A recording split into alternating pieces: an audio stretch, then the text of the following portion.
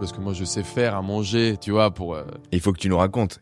C'est où et qu'est-ce que tu te dis quand tu arrives? Donc il y a une espèce de court-circuit, t'as court-circuité un truc, t'y allais, tu t'es dit je vais passer par un sas, et puis après mes études vont démarrer. Finalement le sas a été tellement productif que en fait tu squeezes, t'as quasiment un diplôme sans avoir fait les études, mais on les en fait mieux que les autres.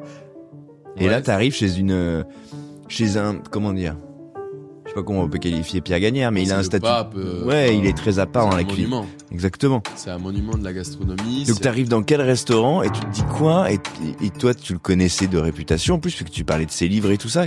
Raconte-nous ce moment-là, quoi, parce que ça doit être quelque chose. J'arrive du coup rue Balzac. Il me dit, il prenait pas de stagiaires à l'époque, surtout Cordon Bleu, parce que il y a beaucoup d'étrangers qui viennent faire un peu des études, qui ont beaucoup de moyens, mais qui sont pas forcément à la recherche de devenir cuisinier.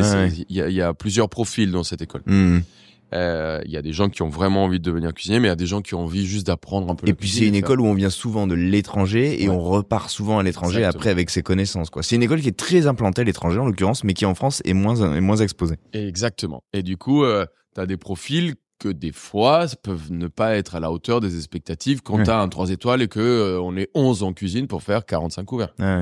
Il a eu le coup de fil donc de Patrick Terrien. Il lui dit, il m'a pas pris tout de suite. Il dit, il faut qu'il fasse un essai. Il faut qu'il fasse une semaine d'essai. Je débarque un lundi à 6h30 du matin au restaurant et il me dit, t'appelles Thierry Méchinou qui sera là pour t'accueillir. Donc Thierry qui m'accueille. Qui est un mec exceptionnel, qui est toujours rue Balzac aujourd'hui, et que j'aime énormément parce que c'est vraiment lui qui m'a un peu accompagné sur les premiers pas dans un vrai restaurant. Moi j'avais bossé dans des petits bistrots, des extras, tu vois, dans des petits restos rue Cambronne, dans des brasseries de merde, j'avais 3-4 tafs, et là je débarque dans ce truc. Et c'est, le monde me tombe dessus parce que ça va à une vitesse. Moi je comprenais pas que à midi, quand les clients débarquent, il faut que en 20 secondes, les amuse-bouches soient sortis quand la commande arrive. C'est un espèce de bal où tout est calibré aux secondes près. Et c'est un bal calibré, mais qui est toujours différent parce qu'il y a la carte, il y a le menu gibier, il y a le menu truffe, il y a le menu... Et c'est jamais pareil, quoi. Et des fois, c'est 2, 4, 6, 8, 10. Et j'étais pas prêt à ce qui allait m'arriver. Et là, l'expérience, elle est absolument unique parce que je découvre des ingrédients que j'ai jamais vus de ma vie. Gagnère, il a 60 ans ou 70 ans et il est toujours à la pointe de la créativité, de la remise en question. C'est un homme qui a jamais été assis sur ses acquis, qui a toujours eu une cuisine qui est tellement poussée, qui est tellement à la recherche de quelque chose d'innovant. C'est quelqu'un qui a tout perdu à Saint-Étienne et qui a su se relever, qui a pris des coups, mais qui est un battant. C'est un homme qui est absolument incroyable et qui est pas juste un chef. Ça faisait 4 mois que j'étais chez lui. J'ai mon moyen de transport, c'est un vélo que j'avais acheté 60 balles, tu sais. Cette anecdote, elle est incroyable. Je l'ai racontée dans un podcast il y a quelques mois. Tout le monde était ébahi, tu vois, de la gentillesse du mec. Il sait même pas qui je suis, tu vois. Et j'ai juste un vélo pour moyen de transport parce que j'ai pas beaucoup de moyens. Je bosse chez lui et j'ai un salaire de stagiaire. Et je sors en mois de décembre et le vélo, il est pété. Ils l'ont cassé à coups de pied, des gars, juste de vandalisme, tu vois. Je rentre chez moi, le vélo dans le dos. Le lendemain, j'arrive un peu en retard. Thierry Méchinou me met un tir justifié. J'étais juste à la bourre. Je rentre le soir chez moi, fatigué. Ma mère m'appelle, comme d'habitude. Et là, j'explose un peu en larmes. Je suis fatigué, les nerfs lâchent. Je lui raconte l'histoire. Je vais me coucher le lendemain. J'arrive en cuisine et Gagnère, à 11h45, il rentre, il me dit « Les gars, c'est qui le Colombien ?» Je dis « Merde, je suis viré. » J'étais en retard, je suis viré. Je lève la main, il me dit « À 15h, je vais te voir au bureau. » Je finis le service. J'arrive au bureau à 15h, il me demande « C'est qui Jeannette ?»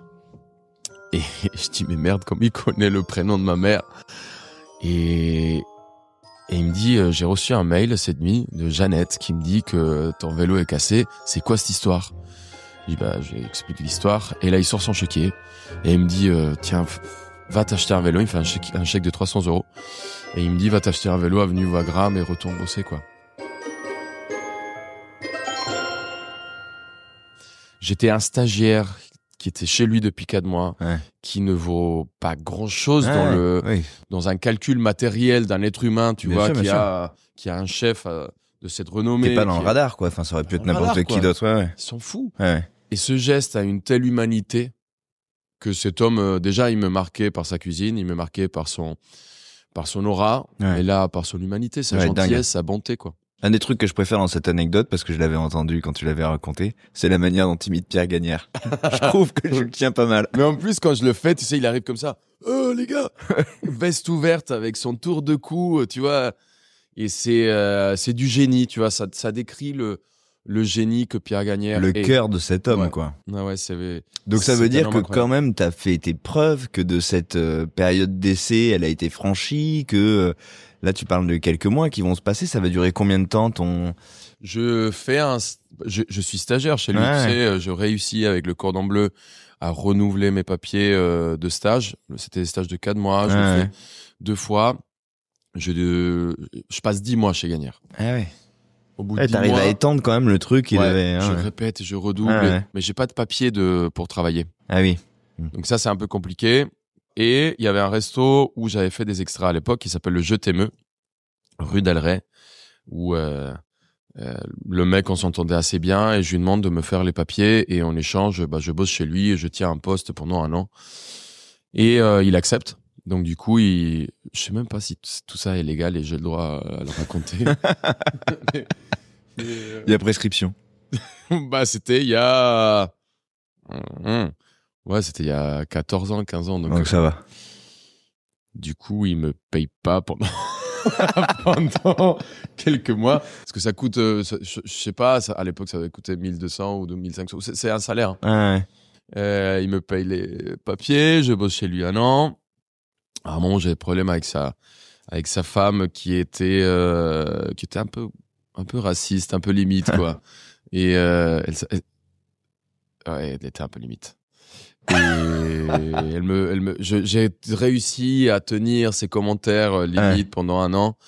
Et au bout d'1 an, quand j'ai complété mon contrat. Merci les gars. Un jour, elle m'a dit, elle m'a dit, j'arrive à 7h du mat, je bossais comme un malade en plus là-bas. Et j'étais juste fatigué, tu vois. Elle me dit, t'as les yeux comme ça parce que, comme tu viens de ton pays, tu dois tourner à je sais pas quoi. Oui, le grand mythe des Colombiens qui... normal, hein. Et du coup, je sors mon téléphone, j'ai le numéro de Weimar Gomez, qui est un Colombien, qui bossait au Georges V. Je l'appelle en détresse et je lui dis, tu sais quoi, j'en peux plus, je suis fatigué, j'avais ce deal avec eux. Je cherche un boulot, est-ce que t'aurais pas? J'ai les papiers, j'ai tout en règle. Il me dit, écoute, viens, on va se démerder. Georges V. J'ai un rendez-vous avec Eric Briffard, Alain Davy et lui. Et je suis pris au Georges V.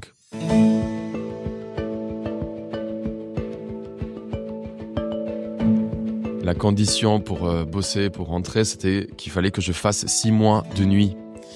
Là, je bosse de 23h à 7h du matin.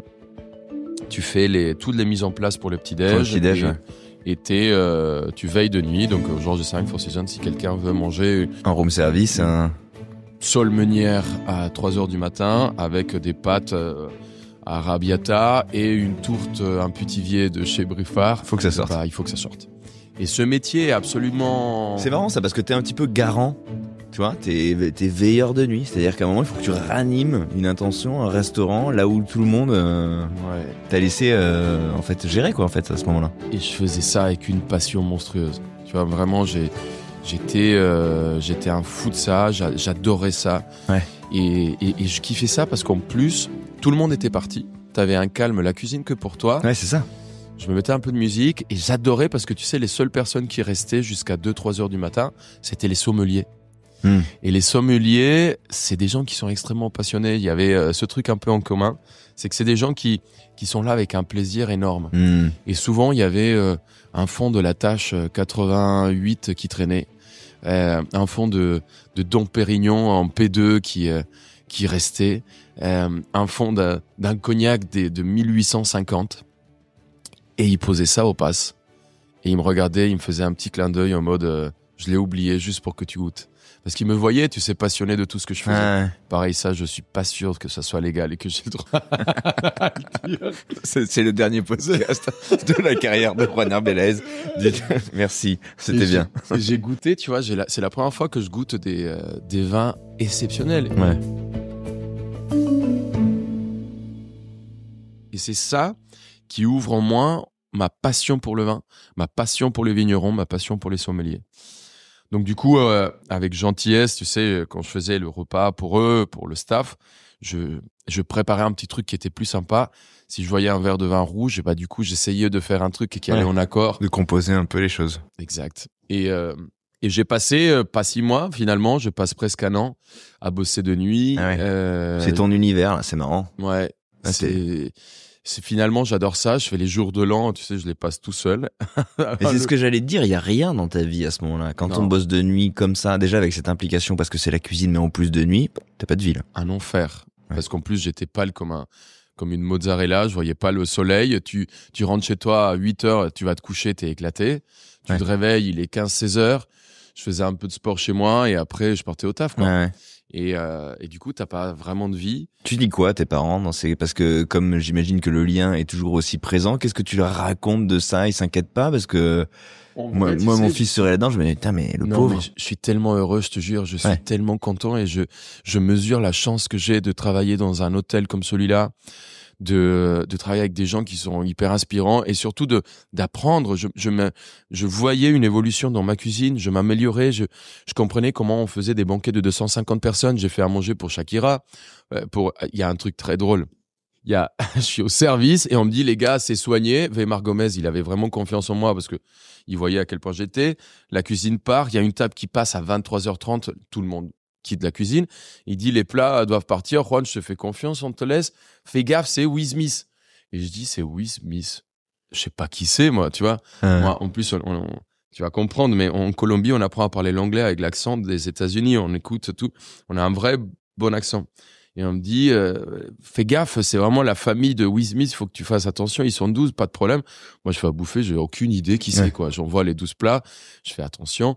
Et là, un des sommeliers avec qui je m'entends bien me dit est-ce que tu veux le voir? Et je dis par curiosité, mais j'ai aucune idée qui c'est. Et il ouvre la porte, il me montre et je dis les gars, il y a Will Smith en salle. Et là il me regarde, il me dit mais t'es con ou quoi? C'est pour lui que tu fais à bouffer depuis tout à l'heure. Et j'avais pas compris pourquoi le mauvais accent anglais des Français. C'est Will Smith. Mais c'est qui Will Smith les gars? Pour moi c'est Will Smith. Et nous on a toujours eu cette on grandit avec l'accent, on regarde les films en anglais, on grandit avec cet accent et du coup, j'avais fait à bouffer pour lui sans jamais savoir qui c'était. Et en vrai, oui, c'est très enfin non, en vrai, j'étais très heureux. J'ai fait à manger pour des gens qui étaient géniaux, qui étaient inspirants. J'ai jamais été triste. Donc mes parents, en vrai, ça n'a jamais été un problème. J'ai eu un problème, c'est que je portais les casseroles de fond blanc de 80 kilos tout seul parce que j'essayais vraiment de être le plus fort et machin et tout ça. Et je me suis pété le dos, hernie discale, L4, L5. Et jour de l'an, je suis bloqué du dos, je suis par terre et je pars le lendemain du coup en urgence et je me fais opérer du coup du dos. Arrêt, ils me mettent 2 mois d'arrêt. Je prends que 2 semaines. Je demande au médecin de mentir parce que je pouvais pas vivre sans la cuisine. Et je reviens en cuisine 2 semaines après, mais je demande du coup au gars je reviens, j'ai vraiment besoin de revenir juste à condition ménagez-moi un peu. Ouais, de bosser la journée. Ah ouais. Et donc là, c'est là où ça va switcher. Donc génial, là j'arrive dans une brigade, 90 personnes, cuisine exceptionnelle. Tu bipes, tes horaires sont comptés, t'es payé à la minute près. C'était en quelle année ça? Là, on est en 2010. C'est la pointeuse qui me fait penser à ça parce que c'est quand même pas courant en 2010 d'avoir. Four Seasons. Ouais, voilà. 5. Exactement. Les palaces, pour le coup, c'était les seuls endroits où. Exactement. Où t'as ça. Et mais tu sais, en vrai, moi, j'ai jamais eu de problème à passer des heures en plus. Non, mais ça dit quelque chose de l'endroit dans lequel t'es. C'est pas les mêmes endroits quand t'as un mec qui te dit tiens, c'est cool, faut que tu tabasses et que tu sois là à 7h du mat et que tu tapes dedans. Un truc où tu rentres, il y a une grande brigade et tu t'es organisé, c'est pointé, on va y à ton temps de travail. J'étais presque triste Parce qu'à 15h, on me disait, les gars, faut dégager. Ouais. Maintenant, vous partez. Ouais, c'est ça. Et j'étais, tu sais, moi, j'allais pointer et je revenais en cuisine. J'adore ça, mais j'ai toujours adoré ça. Et j'avais aucun problème. Je me souviens de ma passion de réussir à tourner un colis d'artichaut plus vite que les autres. Et je l'ai tourné à 15h après avoir pointé. Et je partais. J'étais tellement content de voir mes doigts noirs, tu sais, oxydés des artichauts. J'étais tellement fan de mes blessures. J'ai toujours adoré ça. Et je sais que j'ai un pet un peu au casque là-dessus, mais moi, j'ai toujours kiffé ça. J'ai toujours kiffé. Et bref, la violence, pas trop. La violence, pas trop. Et l'abus, pas trop. Et le fait d'exiger à quelqu'un qui n'en avait pas envie, pas trop. Mais de se donner. Mais me donner et laisser faire ceux qui avaient envie de donner, ça, j'ai toujours adoré. T'as un truc quand même de quand tu te décris, quand tu racontes et quand on voit, et je pense que les auditeurs se disent la même chose, de cette énergie-là. Et quand on te suit sur les réseaux et qu'on voit aussi à quoi tu t'occupes aussi parfois en dehors de la restauration, t'as quand même un truc de sportif. On sent qu'il y a une addiction à l'énergie de l'effort dépensé. Que plus t'en dépenses, plus t'as envie d'en dépenser. C'est un truc qu'on découvre avec le sport quand on le pratique régulièrement, ça par exemple. Ouais, en fait, tu peux pas être conscient de ça si tu ne l'as pas vécu. Il y a des fois où tu passes une journée de bureau de l'enfer, où tu as ta tête dans les écrans, où que des rendez-vous hyper chiants, que des lettres, que des chiffres, Il est 19h30, 20h, 20h30, tu rentres chez toi, tu dis mais c'est impossible que je puisse faire du sport. Et là, juste dans ta tête, tu as un petit déclic et tu démarres les 3 premières minutes sont un peu dures et derrière, tu as un espèce d'élan, de regain d'énergie. Tu finis ton sport, il est 21h30, t'as jamais été aussi en forme. Tu vois, t'as une espèce de puissance qui revient en toi et il faut vraiment l'avoir vécu pour le comprendre. Mais on sent que t'as ce truc avec la cuisine aussi. Tu vois, quand tu parles de tes services, on a l'impression que la fin d'un service te donne envie que le suivant arrive tout de suite, quoi. Oui, en vrai, quand t'es dans le mouvement, quand t'es dans l'émulation, quand t'es dans cette énergie, t'es capable de pousser beaucoup plus loin. Et en vrai, je pense que, et ça c'est un truc que le sport t'apprend aussi, c'est que tes limites, les limites que tu crois avoir sont tellement plus loin de ce que tu crois. Tu vois, moi quand tu fais des ultra trails, j'ai fait des 40 avec 2005 de dénivelé, j'ai fait des courses de 60 km, j'ai fait une course de 120 en 3 jours, 3 étapes.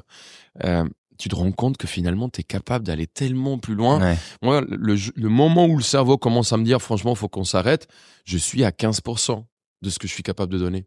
Avant de vraiment m'effondrer, on est vraiment très loin. C'est juste que le cerveau, tes muscles, la douleur, elle est un peu faite pour te faire arrêter. C'est un peu feignant en vrai. Mais c'est vrai, c'est scientifiquement prouvé ça. Le cerveau, il est fait pour que ça fonctionne à minima et qu'il capte tes réserves, il protège. Tu vois, le truc c'est que si tu expliques à ton cerveau que tu es capable d'aller à chaque fois plus loin, et ben tu comprends que déjà les courbatures elles arrivent beaucoup plus tard, les douleurs arrivent beaucoup plus tard, plus tu as de masse musculaire, plus tu as de capacité cardiovasculaire, plus tu te rends compte que tu peux aller plus loin. Ça s'adapte, et tu peux aller plus loin non seulement dans le sport, mais dans ton métier aussi. Tu vois, mais oui, c'est pour ça que je fais cette analogie, parce qu'on la sent, cette analogie poindre chez toi.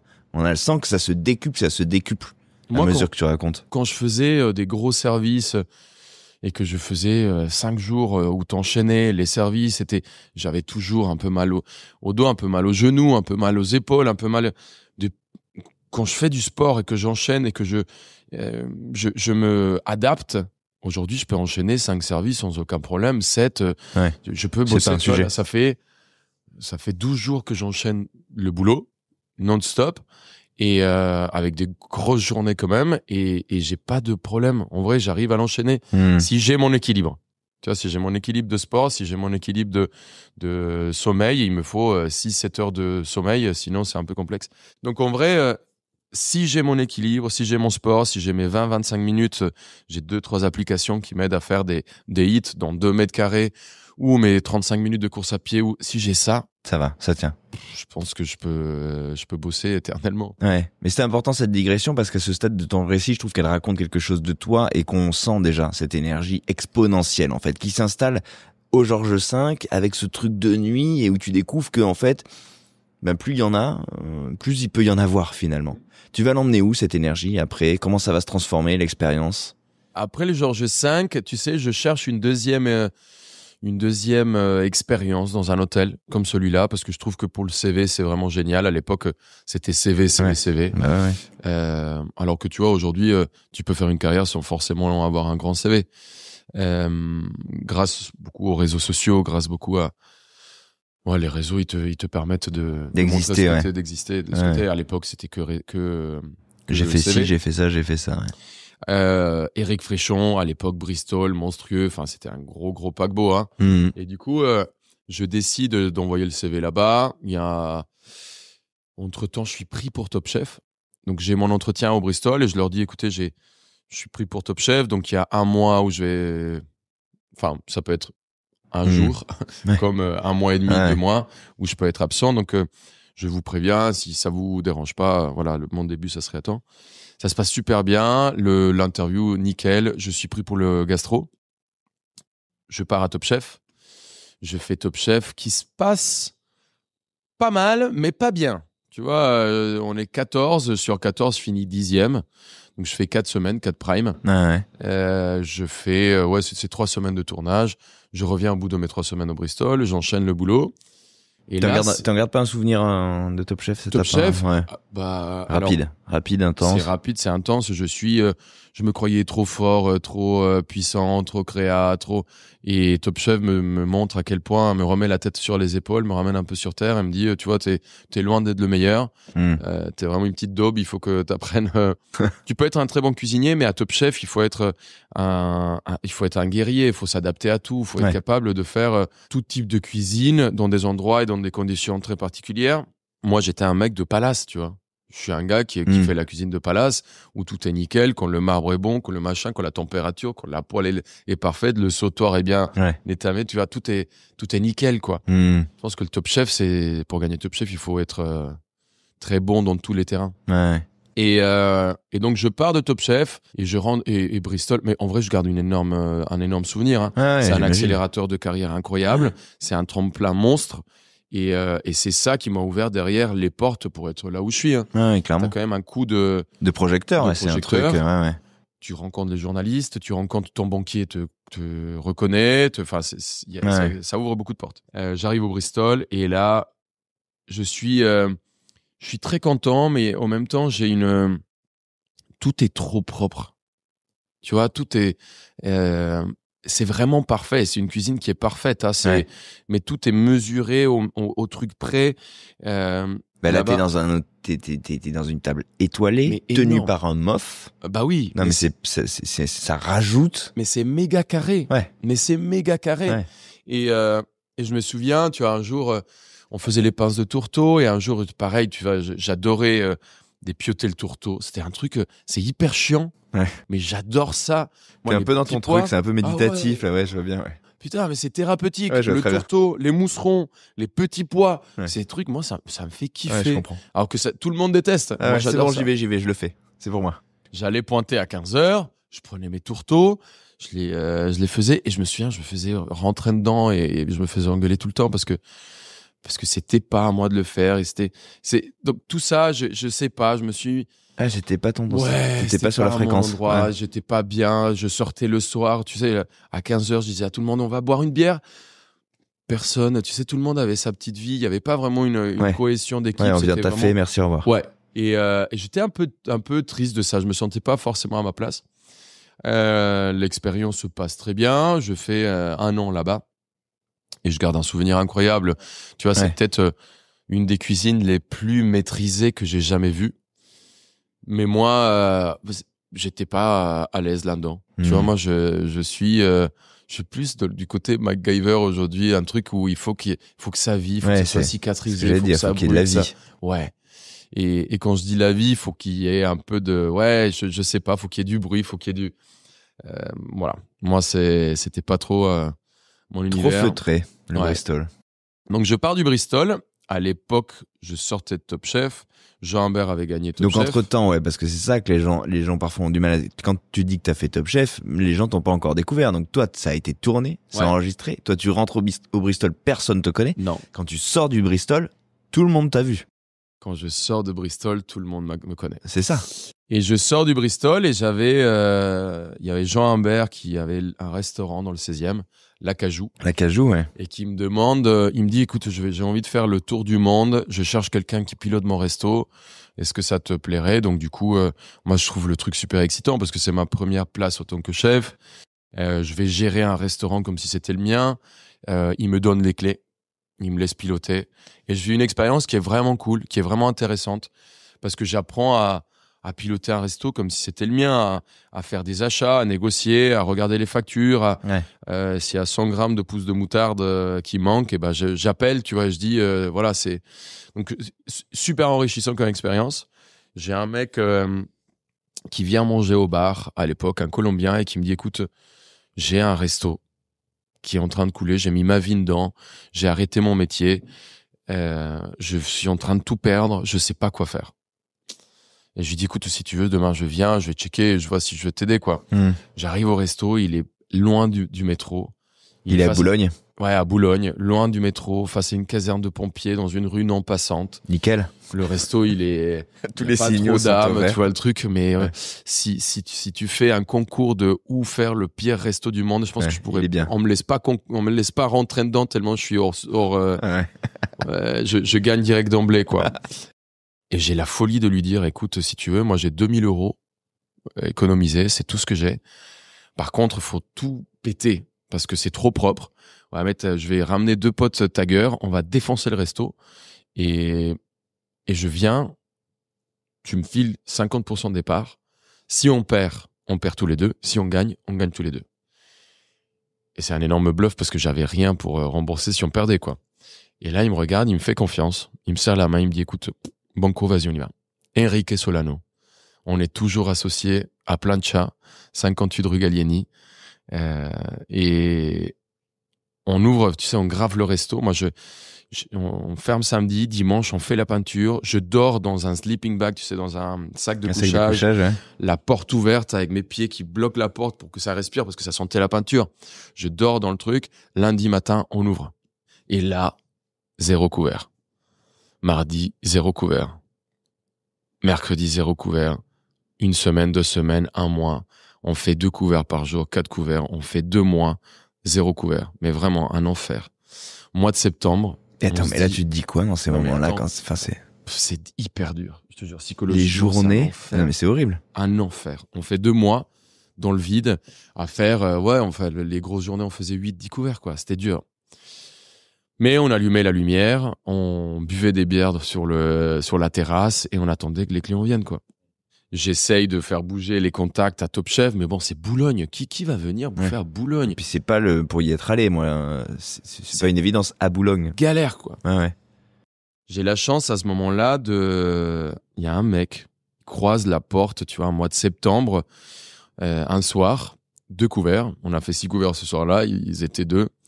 Et je me souviens encore ce que je lui fais à manger. Il mangeait en entrée une terrine de joue de cochon ibérique et poulpe. Je faisais un espèce de pressé des deux avec une mayo chipotle fumée, piqueuse de moutarde. Et en plat, il mange une pluma teriyaki, crevettes croustillantes, riz soufflé. Et ils sont 2, ils prennent le petit menu. Et en partant, il me serre la main, il me dit, écoutez, c'était vraiment bien. Je vais écrire un article sur vous, c'était top. Je dis, c'est trop sympa. Il dit, ça s'appelle le blog de Boulogne. Je fais, encore un blog. Thomas. Voilà. Non, mais à l'époque, je sais pas qui c'est. Thomas, clairement. Un blog de Boulogne. Je dis, les blogs. Tout le monde fait des blogs. C'est le moment où tout le monde fait des blogs. Ouais. Et le téléphone commence à sonner. Faut savoir que le blog de Boulogne, c'est l'institution de pour Boulogne. Les Boulonnais, ouais. Mais moi, je savais pas ce que c'était. Ouais. Le téléphone commence à sonner. Et là, le truc ne s'arrête pas. Ouais. Et je suis plein 3 mois en avance.